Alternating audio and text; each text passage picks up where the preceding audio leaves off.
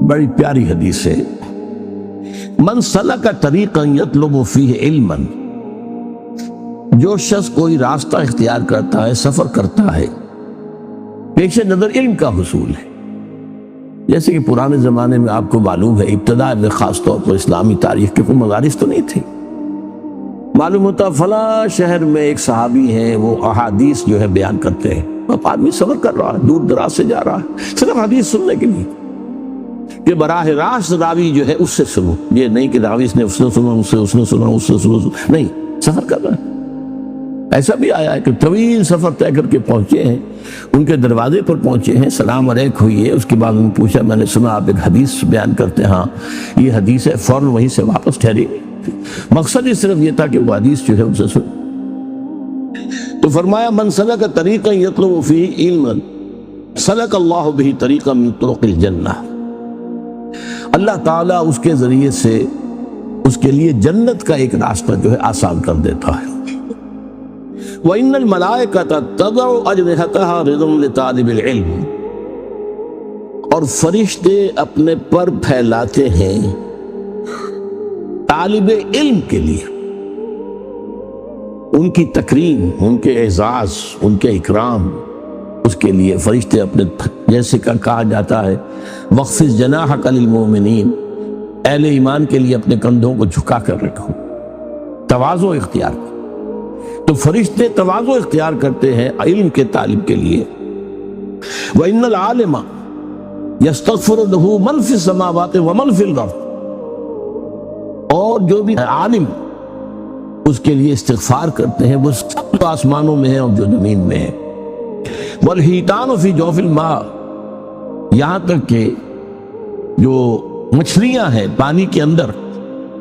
وَإِنَّ فَضْلَ الْعَالِمِ عَلَى الْعَابِدِ، اور یقیناً کسی عالم کی فضیلت عابد پر اتنی فضیلت ہے جتنی کہ 14ویں شب کے چاند کو باقی تمام ستاروں پر فضیلت حاصل ہے۔ 14ویں کا چاند جیسے دمکتا ہے، چمکتا ہے، باقی ستاروں پر اس کا نور جو ہے غالب آ جاتا ہے۔ وَإِنَّ الْعُلَمَاءَ وَرَثَةُ الْأَنبِيَاءِ، اور یقیناً علماء جو ہیں وہ تو انبیاء کے وارث ہیں۔ وَإِنَّ الْأَنبِيَاءَ لَمْ يُوَرِّثُوا دِینَارًا وَلَا دِرْہَمًا، اور نبیوں نے کبھی دینار اور درہم کی وراثت نہیں چھوڑی۔ چنانچہ حدیث موجود ہے نحن معشر الانبیاء لا نرث ولا نورث، ہم جو انبیاء کی جماعت ہیں نہ ہمیں وراثت ملتی ہے نہ ہماری کوئی وراثت تقسیم ہوتی ہے، وراثت میں کوئی سوال ہی نہیں، دنیا کے مال کا معاملہ ہی نہیں۔ وَإِنَّمَا وَرَّثُوا عِلْمًا فَمَنْ أَخَذَهُ أَخَذَ بِحَظٍ وَافِرٍ، ان کی وراثت تو علم ہے۔ وراثت انبیاء کیا ہے؟ علم ہے، دولت نہیں ہے، سونا نہیں ہے، چاندی نہیں ہے، جائیداد نہیں ہے، کچھ نہیں ہے، علم، یہ وراثت انبیاء ہے۔ اسی لیے وَإِنَّ الْعُلَمَاءَ وَرَثَةُ الْأَنبِيَاءِ وَإِنَّ الْأَنبِيَاءَ لَمْ يُوَرِّثُوا دِینَارًا وَلَا دِرْہَمًا وَإِنَّمَا وَرَّثُوا عِلْمًا فَمَنْ أَخَذَهُ أَخَذَ بِحَظٍ وَافِرٍ، جس نے وہ علم حاصل کر لیا گویا کہ اس نے بہت بڑی خوشبختی کے ساتھ جو ہے انبیاء کی وراثت حاصل کر لی۔ اس کے علاوہ میں حدیث آپ کو سنا رہا ہوں، اب اس سے اندازہ ہوگا آپ کو طالب علم کی جو فضیلت ہے۔ یہ سنن دارمی میں ہے، طبرانی میں ہے، خطیب میں ہے، حضرت حسن سے مرسلن روایت ہے، یعنی حضرت حسن بصری جو تابعی ہے وہ روایت کر رہے ہیں حضور سے براہ راست۔ ظاہر بات ہے بیچ میں کوئی صحابی ہوں گے جن سے انہوں نے سنا ہے، لیکن یہ کہ وہ صحابی کا ذکر کیے بغیر جب کوئی تابعی جو ہے حضور سے روایت کرتا ہے تو اسے مرسل حدیث کہتے ہیں۔ بڑی پیاری حدیث ہے، من جاءہ الموت، کان کھول کر سنیں، کان کھول کر سنیں، من جاءہ الموت وہو یطلب العلم، ایک شخص کو موت آ گئی جبکہ وہ ابھی علم حاصل کر رہا تھا، لِیُحْیِیَ بِہِ الْإِسْلَامَ، لیکن علم کے حصول کا مقصد اسلام کو زندہ کرنا تھا۔ بہت اہم، علم جو ہے دنیا کے حصول کے لیے بھی ہو سکتا ہے۔ علم را برتن زنی مارے بہت، علم را قلب دل زنی یارے بہت، یہی علم ہے۔ تن پر مارو گے اسے، یعنی تن کے لیے، اپنی جسمانی خواہشات کے لیے، اپنی مادی خواہشات کے لیے، مال و دولت دنیاوی کے لیے، تو یہ سانپ بن کر ڈسے گا تمہیں۔ ہاں اسی علم کا محل اور مقام اگر قلب ہو جائے تو یہ تمہارا یار ہے، ساتھی ہے، دوست ہے، قبر میں بھی ہوگا، ساتھ ہوگا، ہر منزل پر تمہارا ساتھ دے گا۔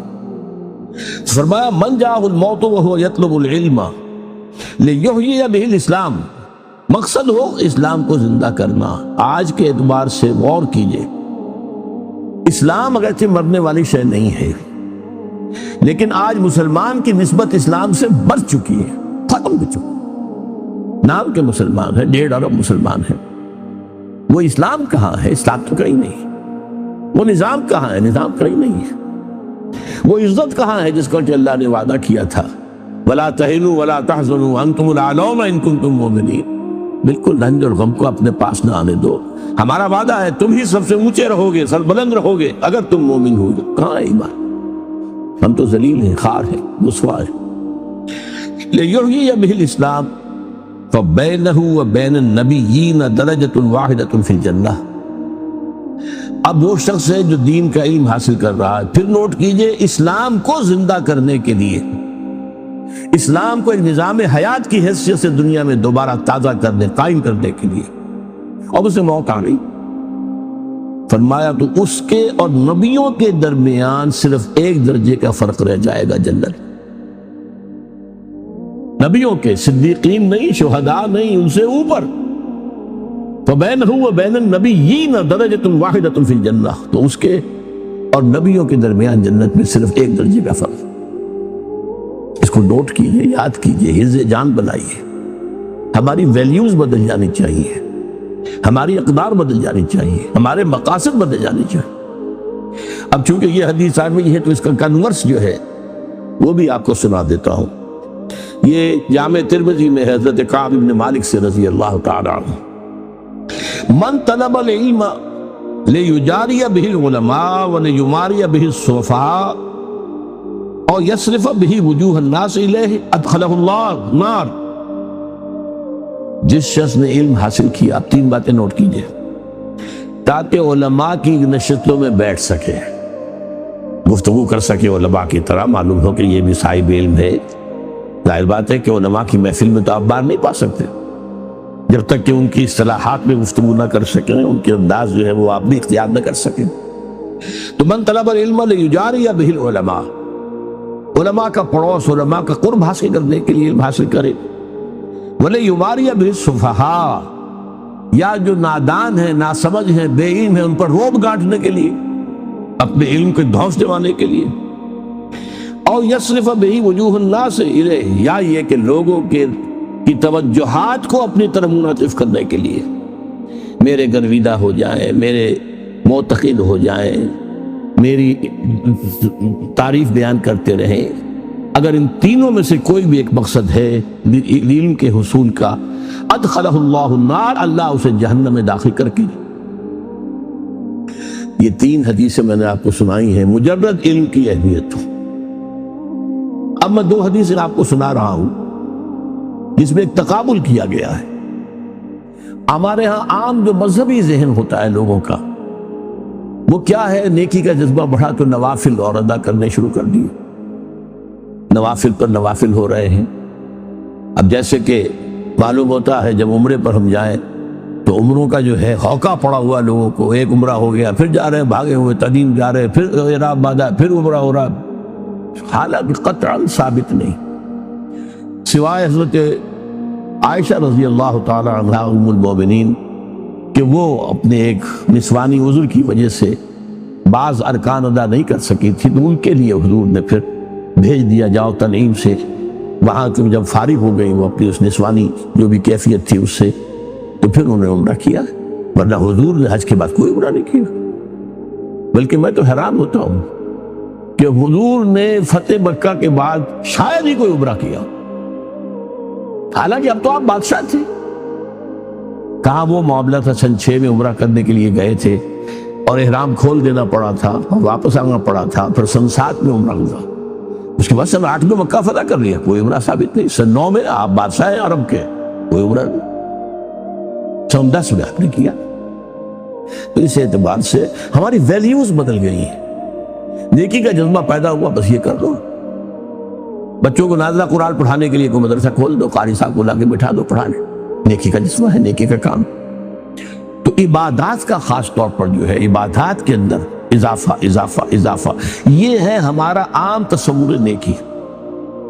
اس کے برعکس حدیث کیا فرما رہی ہے؟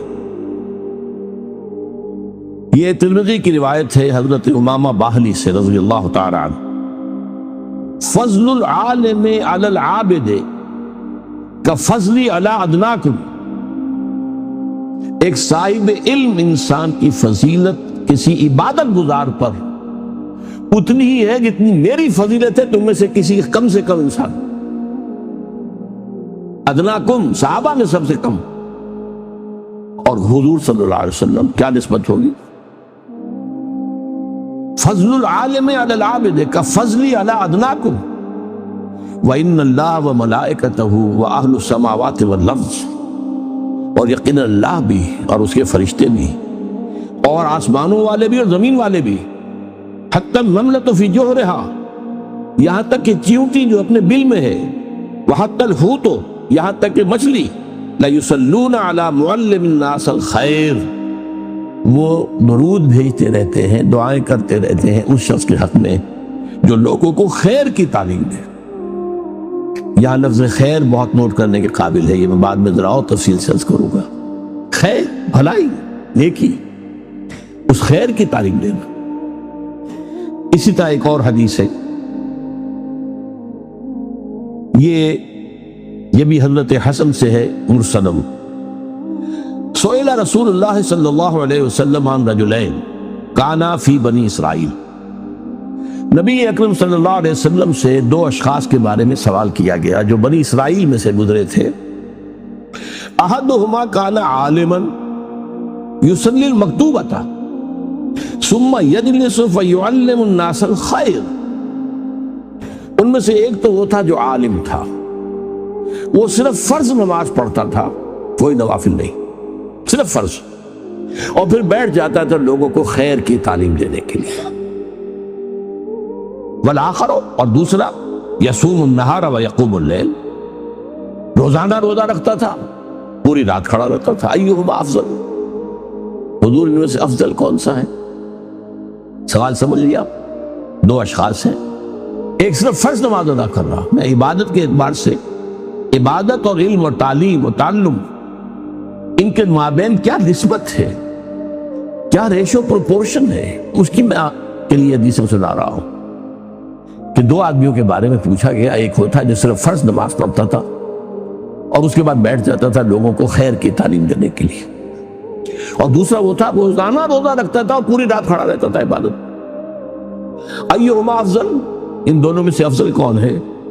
قال رسول اللہ صلی اللہ علیہ وسلم فضل هذا العالم الذي يصلي المكتوبة ثم يجلس فيعلم الناس الخير على العابد الذي يصوم النهار ويصلي الليل كفضلي على ادناكم،